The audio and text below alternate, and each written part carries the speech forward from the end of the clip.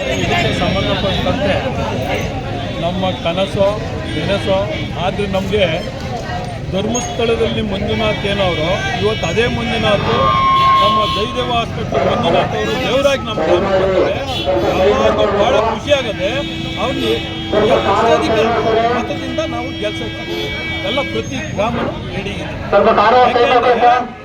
ಇದೇ D K Suresh ಅವರು 3 ಬಾರಿ ಬಂದು ನಮ್ಮೂರಿಗೆ ದೇವಸ್ಥಾನ ಕೊಡ್ತೀನಿ ಇಡೀ ನಮ್ಮ ಒಂದು ಇದಕ್ಕೆ ನಮ್ಮ ಪಂಚಾಯತಿಗೆ 5 ಪೈಸೆದು ಅನುದಾನ ಅವ್ರದ್ದು ಯಾವುದೂ ಇಲ್ಲ.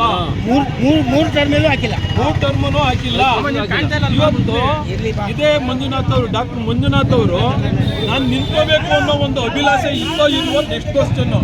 ಆದರೆ ನರೇಂದ್ರ ಮೋದಿಯವರ ಒಂದು ಒತ್ತಾಸೆಯಿಂದ ಅವರು ಒಳ್ಳೆತನ, ಒಳ್ಳೆ ನಡತೆ, ಒಳ್ಳೆ ಧರ್ಮ, ದಾನ ಧರ್ಮ, ಅತಿ ಬಡವರಿಗೆ ದಿನನಿತ್ಯದಲ್ಲೂ ಸೇವೆ ಮಾಡಿದಂಥ ಮಹಾನ್ ವ್ಯಕ್ತಿ. ಇವತ್ತು ನಮ್ಮ